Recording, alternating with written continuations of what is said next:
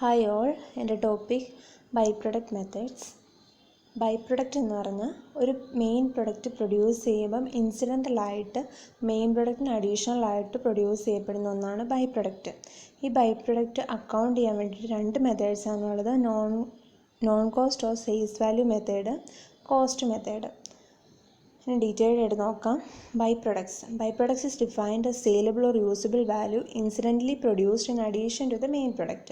Main product produce ചെയ്യുമ്പോൾ തന്നെ അതിന് അഡീഷണലായിട്ട് ഇൻസിഡൻ്റലി പ്രൊഡ്യൂസ് ചെയ്യുന്ന ഒന്നാണ് ബൈ പ്രൊഡക്റ്റ്. അതിനൊരു സെയിലബിൾ അല്ലെങ്കിൽ യൂസബിൾ വാല്യൂ ഉണ്ടായിരിക്കും. ഈ ബൈ പ്രൊഡക്റ്റിൻ്റെ റിയലൈസബിൾ വാല്യൂ ഇൻക്രീസ് ചെയ്യണമെങ്കിൽ അത് ഫർദർ പ്രോസസ്സ് ചെയ്യാം. ഈ ബൈ പ്രൊഡക്റ്റ് എന്ന് പറയുന്നത് അതൊരു സെക്കൻഡറി പ്രൊഡക്റ്റ് അല്ലെങ്കിൽ മൈനർ പ്രൊഡക്റ്റ് ആയിരിക്കും. മെയിൻ പ്രൊഡക്റ്റ് എന്ന് പറയുന്നത് നമ്മൾ മെയിനായിട്ട് പ്രൊഡ്യൂസ് ചെയ്യാൻ ഉദ്ദേശിക്കുന്ന പ്രൊഡക്റ്റ് മെയിൻ പ്രൊഡക്റ്റ്, അതിൻ്റെ സെക്കൻഡറി പ്രൊഡക്റ്റ് ആയിരിക്കും ഈ ബൈ പ്രൊഡക്റ്റ്. അതിന് റിലേറ്റീവ്ലി ലെസ് കൊമേഴ്സ്യൽ ഇമ്പോർട്ടൻസ് ആണ്. പിന്നെ it emerge as a result of product operation of other products or they are produced from the scrap or waste materials of a process. ഇത് emerge ചെയ്യുന്നത് ഒരു product ഓപ്പറേഷൻ്റെ റിസൾട്ടായിട്ടായിരിക്കും, അല്ലെങ്കിൽ ഒരു പ്രോസസ്സിൻ്റെ waste material അല്ലെങ്കിൽ സ്ക്രാപ്പിൽ നിന്ന് arise ചെയ്യുന്ന ഒരു പ്രൊഡക്റ്റ് ആയിരിക്കും ബൈ പ്രൊഡക്റ്റ്. ഒരു എക്സാമ്പിൾ പറയുകയാണെങ്കിൽ ഒരു കോക്ക് ഓവനിൽ മെയിൻ പ്രൊഡക്റ്റ് എന്ന് പറയുന്നത് കോക്കാണ്. അത് പ്രൊഡ്യൂസ് ചെയ്യുമ്പം ഇൻസിഡൻ്റലി പ്രൊഡ്യൂസ് ചെയ്യപ്പെടുന്ന ഒന്നാണ് ഗ്യാസും ടാറും. ഇത് രണ്ടും അപ്പോൾ അവിടുത്തെ ബൈ പ്രൊഡക്റ്റാണ്. ഇനി ബൈ പ്രൊഡക്റ്റും ജോയിൻറ്റ് പ്രൊഡക്റ്റും തമ്മിലുള്ള difference. First meaning. By product എന്ന് പറഞ്ഞാൽ നമ്മളിപ്പോൾ പറഞ്ഞു മെയിൻ പ്രൊഡക്റ്റ് പ്രൊഡ്യൂസ് ചെയ്യുമ്പം ഇൻസിഡൻ്റലായിട്ടുണ്ടാകുന്ന ഒരു പ്രൊഡക്റ്റാണ് ബൈ പ്രൊഡക്റ്റ്. ജോയിൻറ്റ് പ്രൊഡക്റ്റ് എന്ന് പറഞ്ഞാൽ സെയിം പ്രോസസ്സിലൂടെ സെയിം ഇൻപുട്ട് ഉപയോഗിച്ച് സിമിലർ വാല്യൂ ഉള്ള 2 or more പ്രൊഡക്ട്സ് പ്രൊഡ്യൂസ് ചെയ്യുന്നതാണ് ജോയിൻറ്റ് പ്രൊഡക്ട്സ്. ഇൻപുട്ട് ബൈ പ്രൊഡക്ട്സിൻ്റെ ഇൻപുട്ട് വേസ്റ്റ് അല്ലെങ്കിൽ ഒരു മെയിൻ പ്രൊഡക്റ്റിൻ്റെ വേസ്റ്റ് അല്ലെങ്കിൽ സ്ക്രാപ്പ് ആയിരിക്കും ജോയിൻറ്റ് പ്രൊഡക്റ്റിൻ്റെ റോ മെറ്റീരിയൽസ്. ഇനി ബൈ പ്രൊഡക്റ്റിന് റിലേറ്റീവ്ലി ലെസ് വാല്യൂ ആണ്, ജോയിൻറ്റ് പ്രൊഡക്റ്റിന് എല്ലാ പ്രൊഡക്റ്റിനും ഈക്വൽ വാല്യൂ ആയിരിക്കും. ഇനി ബൈ പ്രൊഡക്റ്റിൻ്റെ പ്രൊഡക്ഷൻ ഇൻസിഡൻ്റലി പ്രൊഡ്യൂസ് ചെയ്യപ്പെടുന്നതാണ് ബൈ പ്രൊഡക്റ്റ്. ജോയിൻറ്റ് പ്രൊഡക്റ്റ് അങ്ങനെയല്ല, അത് കോൺഷ്യസ്ലി പ്രൊഡ്യൂസ് ചെയ്യുന്നതാണ്. ബൈ പ്രൊഡക്റ്റ് ഫർദർ പ്രോസസ്സിങ് ആവശ്യമില്ല. ജോയിൻറ്റ് പ്രൊഡക്റ്റ് ഒരു ഫിനിഷ്ഡ് പ്രൊഡക്റ്റായിട്ട് മാറ്റണമെങ്കിൽ ഫർദർ പ്രോസസ്സിങ് ആവശ്യമുണ്ട്. ഇനി ബൈ പ്രൊഡക്റ്റ് മെത്തേഡ്സ് മെയിനായിട്ടും non cost or sales value മെത്തേഡും കോസ്റ്റ് മെത്തേഡ്. ഇനി non cost or sales value മെത്തേഡിൽ വരുന്നതാണ് other income or miscellaneous income method, by product sales added to the main product sales, by product sales deducted from total cost, credit of sales value less selling and distribution expense, credit of sales value less selling and distribution expenses as well as cost incurred after split off. Reverse cost method. Second cost method ഉള്ളിൽ വരുന്നതാണ് opportunity or replacement cost method, standard cost method, apportionment on suitable basis. First non cost or sales method. ഇതിൽ by product cost ചെയ്യപ്പെടുന്നില്ല, അല്ലെങ്കിൽ by പ്രൊഡക്റ്റിൻ്റെ inventory cost ചെയ്യപ്പെടുന്നില്ല. Do not attempt to cost by products or is inventory. ഇതിനകത്ത് വരുന്നതാണ് other income or miscellaneous income method. First മെത്തേഡാണ്. ഇതിനകത്ത് ഈ മെത്തേഡ് അനുസരിച്ച് ബൈ പ്രൊഡക്റ്റിൻ്റെ സെയിൽസ് വാല്യൂ ഒരു അതർ ഇൻകം അല്ലെങ്കിൽ മിസ്ലേനിയസ് ഇൻകം ആയിട്ടാണ് ട്രീറ്റ് ചെയ്യുന്നത്. അത് പ്രോഫിറ്റ് ആൻഡ് ലോസ് അക്കൗണ്ടിൽ ക്രെഡിറ്റ് ചെയ്യും. ഈ ബൈ പ്രൊഡക്റ്റ് സെയിൽ ചെയ്യാതെ ബാക്കിയുള്ള ക്ലോസിംഗ് സ്റ്റോക്ക് അത് ബാലൻസ് ഷീറ്റ് പർപ്പസിന് വേണ്ടിയിട്ട് നിൽ വാല്യൂ ആയിരിക്കും. അത് വാല്യൂ ചെയ്യപ്പെടുന്നില്ല, നിൽ വാല്യൂ ആയിരിക്കും. ഇനി സെക്കൻഡ് മെത്തേഡാണ് by product sales added to the main product sales. ഇതിനകത്ത് മെയിൻ പ്രൊഡക്റ്റും ബൈ പ്രൊഡക്റ്റും പ്രൊഡ്യൂസ് ചെയ്യുമ്പോൾ ഉണ്ടാകുന്ന കോസ്റ്റ്, ആ കോസ്റ്റ് ഇതിൻ്റെ രണ്ടിൻ്റെയും കമ്പൈൻഡ് സെയിൽസ് വാല്യൂവിൽ നിന്ന് ഡിഡക്റ്റ് ചെയ്യും. ഈ മെത്തേഡ് അഡോപ്റ്റ് ചെയ്യുന്ന കേസ് എന്ന് പറഞ്ഞാൽ ഇപ്പം ബൈ പ്രൊഡക്റ്റിൻ്റെ വാല്യൂ സ്മോൾ വാല്യൂ ആണെങ്കിലോ, അല്ലെങ്കിൽ ഈ ബൈ പ്രൊഡക്റ്റ് മാർക്കറ്റിൽ സെയിൽ ചെയ്യുന്നത് ഈ മെയിൻ പ്രൊഡക്റ്റിൻ്റെ ഒരു ബൈ പ്രൊഡക്റ്റായിട്ട് ആ ഒരു സ്റ്റേറ്റിലാണ് മാർക്കറ്റിൽ സെയിൽ ചെയ്യുന്നതെങ്കിൽ ഈ രണ്ട് കേസസിലുമാണ് ഈ മെത്തേഡ് ഉപയോഗിക്കുന്നത്. ഇവിടെയും ബാലൻസ് ഷീറ്റ് പർപ്പസിന് വേണ്ടിയിട്ട് സ്റ്റോക്കിൻ്റെ വാല്യൂ നില്ലായിരിക്കും. ഇനി by product sales deducted from total cost. ഈ മെത്തേഡിൽ സെയിൽസ് വാല്യൂ ബൈ പ്രൊഡക്റ്റിൻ്റെ sales value total cost production കോസ്റ്റിൽ നിന്നോ കോസ്റ്റ് ഓഫ് സെയിൽസിൽ നിന്നോ ഡിഡക്റ്റ് ചെയ്യും. ബൈ പ്രൊഡക്റ്റിൻ്റെ സെയിൽസ് വാല്യൂ പ്രൊഡക്ഷൻ കോസ്റ്റിൽ നിന്ന് കോസ്റ്റ് ഓഫ് സെയിൽസിൽ നിന്ന് ഡിഡക്റ്റ് ചെയ്യും. അപ്പം ഈ കേസിൽ സ്റ്റോക്ക് വാല്യൂ ചെയ്യുന്ന ടോട്ടൽ കോസ്റ്റ് അല്ലെങ്കിൽ cost of sales ബേസിസിലായിരിക്കും.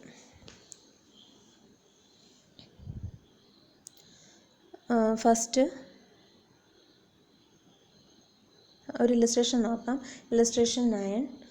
In a certain period, 500 units of main product are produced and 400 units are sold at ₹50 per unit. The byproduct emerging from the main product is sold at ₹1,000.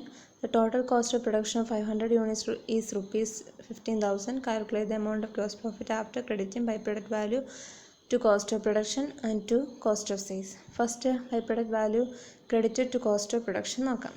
അതിനകത്ത് main പ്രൊഡക്റ്റിൻ്റെ sales value എന്ന് പറഞ്ഞാൽ എത്രയാണ്? 400 units ₹50 വെച്ച്, അപ്പം 20,000. ഇനി അതിൽ നിന്ന് cost deduct ചെയ്യണം. ടോട്ടൽ കോസ്റ്റ് പറഞ്ഞിട്ടുണ്ട് 15,000. 500 യൂണിറ്റ്സിന് 15,000 ആണ്. അപ്പോൾ പെർ യൂണിറ്റ് ₹30. ഇനി അതിൽ നിന്ന് ബൈ പ്രൊഡക്റ്റിൻ്റെ സെയിൽസ് വാല്യൂ ₹1,000, അത് ഡിഡക്റ്റ് ചെയ്യണം. അപ്പോൾ 14,000 നെറ്റ് പ്രൊഡക്ഷൻ കോസ്റ്റ് കിട്ടും. ഈ നെറ്റ് പ്രൊഡക്ഷൻ കോസ്റ്റിൻ്റെ ബേസിസിലായിരിക്കും കോസ്റ്റ് ക്ലോസിംഗ് സ്റ്റോക്കിൻ്റെ കോസ്റ്റ് വാല്യൂ ചെയ്യുന്നത്. അപ്പം 14,000 ആണ് നെറ്റ് പ്രൊഡക്ഷൻ കോസ്റ്റ്. അത് ഡിവൈഡഡ് ബൈ 500 യൂണിറ്റ്, ₹28 കിട്ടും. അപ്പോൾ 100 യൂണിറ്റ്സ് ആണ് ക്ലോസിംഗ് സ്റ്റോക്ക് ആയിട്ടുള്ളത്. 400 യൂണിറ്റ്സ് സെയിൽ നടന്നിട്ടുള്ളൂ, ബാക്കി 100 യൂണിറ്റ്സ് സ്റ്റോക്കാണ്. അത് 100 യൂണിറ്റ്സ് ഇൻറ്റു 28, 100 × 28 2,800. അപ്പോൾ ടോട്ടൽ കോസ്റ്റ് കിട്ടി 11,200. ഈ 20,000 സെയിൽസ് വാല്യൂയിൽ നിന്ന് 11,200 കോസ്റ്റ് കുറയ്ക്കുമ്പോൾ 8,800 ഗ്രോസ് പ്രോഫിറ്റ് കിട്ടും. ഇനി by product value credited to cost of sales ആണെങ്കിൽ ഇവിടെയും സെയിൽസ് വാല്യൂ 400 യൂണിറ്റ്സിന് ₹50 വെച്ച് 20,000. അതിനകത്ത് നിന്ന് കോസ്റ്റ് ഡിഡക്റ്റ് ചെയ്യുമ്പം total cost 15,000. Closing stock value ചെയ്യുന്നത് ഇവിടെ ടോട്ടൽ കോസ്റ്റിൻ്റെ ബേസിലായിരിക്കും. 15,000 ഡിവൈഡ് ബൈ 500, 30 പെർ യൂണിറ്റ് ആണ്. അപ്പോൾ 30 പെർ യൂണിറ്റിലായിരിക്കും 100 യൂണിറ്റ്സ് വാല്യൂ ചെയ്യുന്നത്. 100 × 30 ₹3,000. അപ്പോൾ ഈ ക്ലോസിംഗ് സ്റ്റോക്ക് കോസ്റ്റ് ഓഫ് സെയിൽസിൽ നിന്ന് ലെസ് ചെയ്യും 12,000. അതിൽ നിന്ന് ബൈ പ്രൊഡക്റ്റിൻ്റെ സെയിൽസ് വാല്യൂ ലെസ് ചെയ്യുമ്പം 11,000 കോസ്റ്റ് കിട്ടും. മെയിൻ പ്രൊഡക്റ്റിൻ്റെ സെയിൽസ് വാല്യൂവിൽ നിന്ന് ഈ 11,000 കോസ്റ്റ് കുറയ്ക്കുമ്പോൾ ഗ്രോസ് പ്രോഫിറ്റ് 9,000 കിട്ടും. ഇവിടെ ക്ലോസിംഗ് സ്റ്റോക്കിൻ്റെ വാല്യൂ തമ്മിലാണ് രണ്ടെണ്ണത്തിലും ഡിഫറൻസ് വന്നിരിക്കുന്നത്. ഫസ്റ്റിൽ 2,800, സെക്കൻഡിൽ 3,000.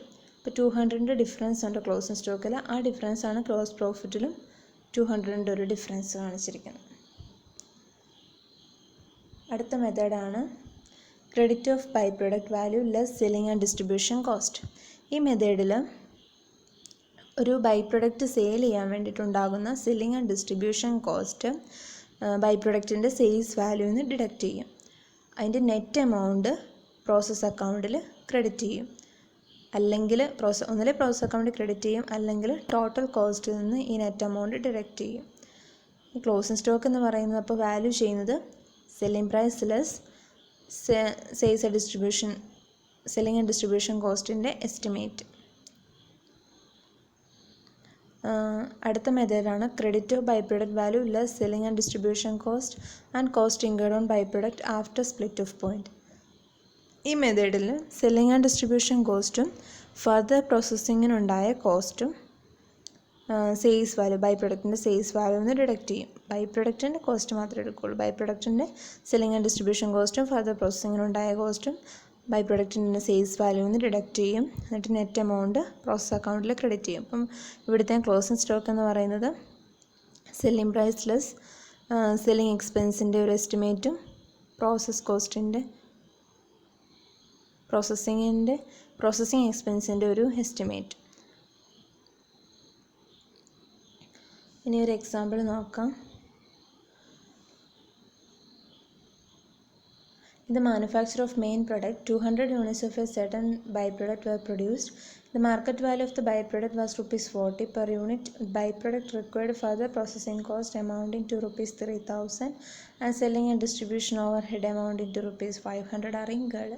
Calculate the amount to be credited to the process account in respect of the byproduct. അപ്പോൾ ഇപ്പം തിയറിക്കകത്ത് നമ്മൾ പറഞ്ഞു ഫർദർ പ്രോസസ്സിംഗ് കോസ്റ്റും സെല്ലിംഗ് ആൻഡ് ഡിസ്ട്രിബ്യൂഷൻ കോസ്റ്റും സെയിൽസ് വാല്യൂ ബൈ പ്രൊഡക്റ്റിൻ്റെ സെയിൽസ് വാല്യൂവിൽ നിന്ന് ലെസ് ചെയ്തിട്ട് കിട്ടുന്ന നെറ്റ് എമൗണ്ടാണ് പ്രോസസ് അക്കൗണ്ടിലേക്ക് ക്രെഡിറ്റ് ചെയ്യുന്നതെന്ന്. അത് തന്നെയാണ് ഇവിടെ ചെയ്തേക്കുന്നത്. സെയിൽസ് വാല്യൂ 200 യൂണിറ്റ്സിന് 40 rupees വെച്ച്, അപ്പോൾ 8000 rupees. അതിൽ നിന്ന് ഫർദർ പ്രോസസ്സിംഗ് കോസ്റ്റ് വന്നിട്ടുണ്ട് 3000, സെല്ലിംഗ് ആൻഡ് ഡിസ്ട്രിബ്യൂഷൻ കോസ്റ്റ് 500 വന്നിട്ടുണ്ട്. അത് രണ്ടും ഡിഡക്റ്റ് ചെയ്യുമ്പം നെറ്റ് എമൗണ്ട് 4500 കിട്ടും. അത് പ്രോസസ് അക്കൗണ്ടിൽ ക്രെഡിറ്റ് ചെയ്യും. ഇനി അടുത്ത ഒരു മെത്തേഡാണ് റിവേഴ്സ് കോസ്റ്റ് മെത്തേഡ്. ഇത് നോൺ കോസ്റ്റ് അല്ലെങ്കിൽ സെയിൽസ് വാല്യൂ മെത്തേഡിൻ്റെ last method. An estimated profit from the sale of byproducts, selling and distribution expenses, and further processing cost after the split off point are deducted from the sales value of byproducts and net amount is credited to the main product. ഈ മെത്തേഡിൽ sales value ബൈപ്രൊഡക്ട്സിൻ്റെ sales വാല്യൂവിൽ നിന്ന് എന്തൊക്കെയാണ് deduct ചെയ്യുന്നത്? Estimated profit, ബൈപ്രൊഡക്റ്റ് sale ചെയ്ത് കിട്ടുന്ന estimated profit, selling and distribution expense, further processing cost after split off point. ഈ മൂന്നെണ്ണം ഡിഡക്റ്റ് ചെയ്തിട്ട് നെറ്റ് എമൗണ്ട് മെയിൻ പ്രൊഡക്റ്റിൽ ക്രെഡിറ്റ് ചെയ്യും. ഇതിൻ്റെ ഒരു എക്സാമ്പിളാണ് illustration 11. In manufacturing the main product A company processed the resulting waste material into 2 byproducts B1 and B2. Using reverse cost method of byproducts, prepare a comparative profit and loss statement of the 3 products from the following data. Total cost split off point separation point വരെയുള്ള total cost 68,000, sales main പ്രൊഡക്റ്റിന് 1,64,000, by product B1 16,000, B2 24,000. Cost after separation B1 4,800, B2 7,200. Estimated net profit percentage to sales value 20%, by product B1ൻ്റെ 20%, B2ൻ്റെ 30%. Estimated selling expenses percentage of sales value main പ്രൊഡക്റ്റിനും by പ്രൊഡക്റ്റിനും 20%. എങ്ങനെ ചെയ്യുന്നത് നോക്കാം. ആദ്യം ഈ പ്രൊഡക്റ്റ് ജോയിൻറ്റ് കോസ്റ്റ് അപ്പോർഷൻ ചെയ്യണം. ഓരോ സെപ്പറേഷൻ പോയിൻ്റ് വരെയുള്ള ടോട്ടൽ കോസ്റ്റ്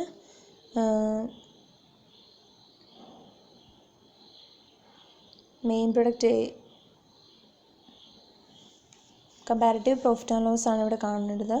അവിടെ ടോട്ടൽ സെപ്പറേഷൻ പോയിൻ്റ് വരെയുള്ള total cost main product A by products B1 and B2 apportion ചെയ്യും. റിവേഴ്സ് കോസ്റ്റ് മെത്തേഡ് ഉപയോഗിച്ച് എങ്ങനെ ചെയ്യണമെന്ന് നോക്കാം.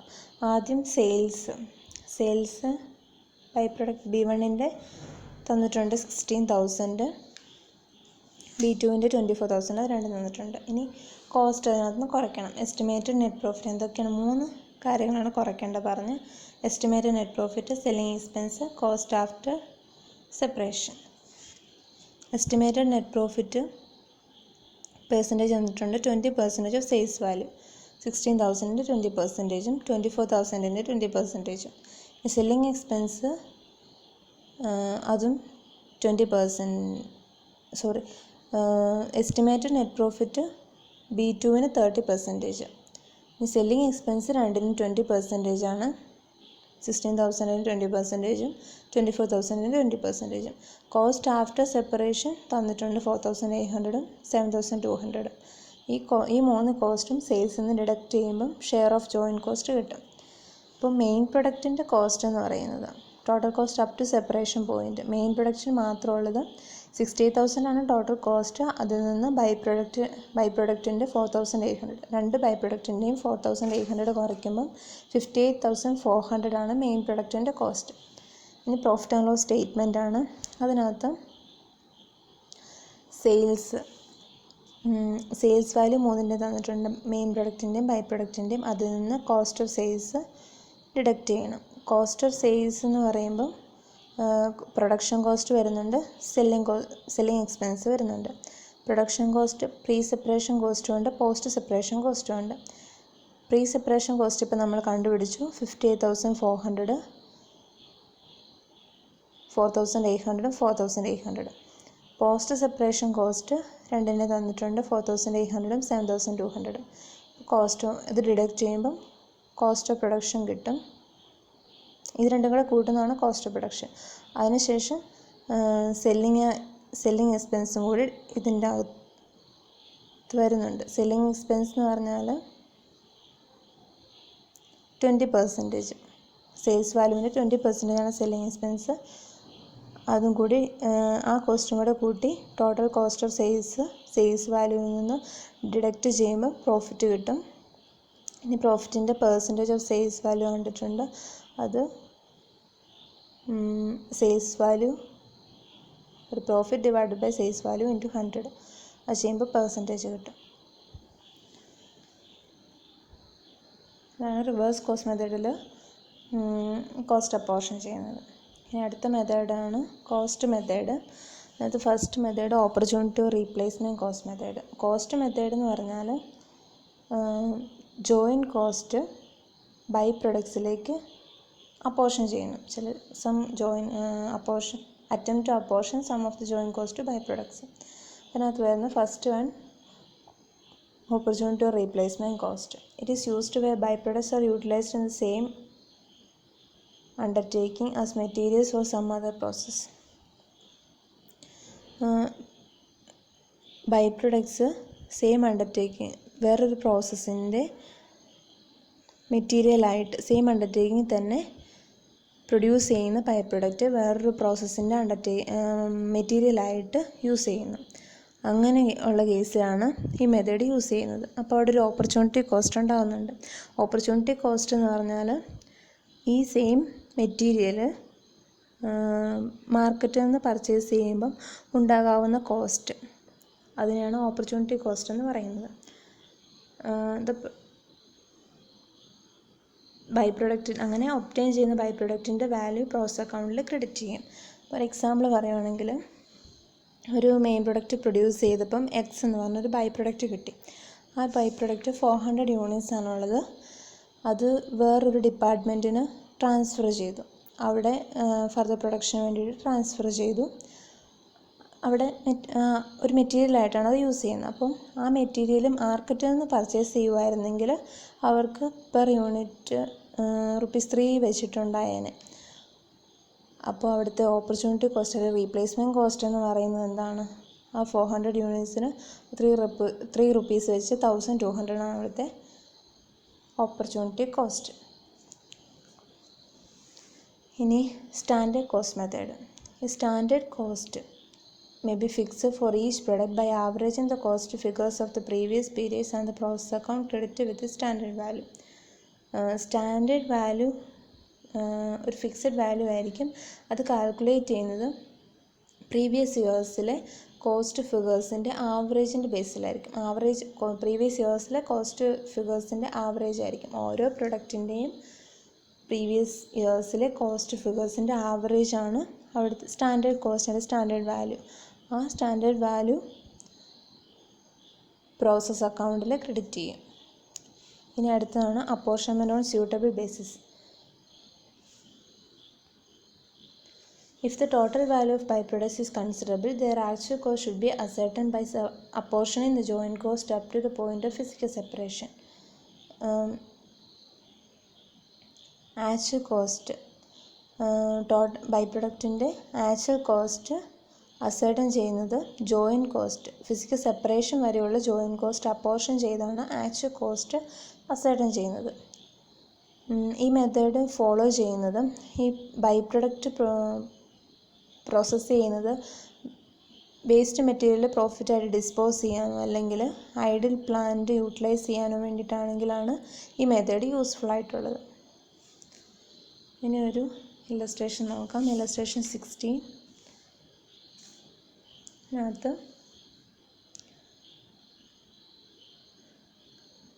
chemical process yields the following products out of materials introduced in the process. Main product A 60% of material, byproduct B 15% of material, byproduct C 20% of material, wastage 5% of material. Following additional information has been given to you. Total cost incurred are input 1000 units ₹4,600, direct labor ₹4,100, overhead 6,000. 1 unit of product C requires half the raw materials required for 1 unit of product B. 1 unit product A requires 1.5 times the raw material required for product B. Product A requires double the time needed for the production of 1 unit of B and 1 unit of C. Product C requires half the time required for the production of 1 unit of product B. Overheads are to be absorbed in the ratio of 6:1:1. You are required to calculate the total and per unit cost of each of the products. അതൊരു statement of cost ആണ് prepare ചെയ്യേണ്ടത്. അത് material, labour, overhead ഈ 3 elements ആണുള്ളത്. ഇപ്പോൾ material അതിൻ്റെ basis of charge calculate ചെയ്യണം. Apportionment cost, basis of apportionment cost മെറ്റീരിയലിൻ്റെ ആണെങ്കിൽ ഇവിടെ അഡീഷണൽ ഇൻഫർമേഷൻ അത് പറഞ്ഞിട്ടുണ്ട്. 1 unit of product C requires half the raw materials required for 1 unit of product B. 1 unit of product A requires 1.5 times the raw material required for product B. അപ്പോൾ product C 1 unit of raw material ആയിട്ട് എടുത്താൽ product B എന്ന് പറയുന്നത് 2 units ആയിരിക്കും. Product ബിയുടെ ഹാഫാണ് product C, അപ്പം product സിയുടെ double ആയിരിക്കും പ്രൊഡക്റ്റ് ബി, 2 യൂണിറ്റ്സ് ആയിരിക്കും. പ്രൊഡക്റ്റ് എ എന്ന് പറയുന്നത് പ്രൊഡക്റ്റ് ബിയുടെ 1.5 ടൈംസ് ആണ്. 2ൻ്റെ 1.5 ടൈംസ് എന്ന് പറഞ്ഞാൽ 3.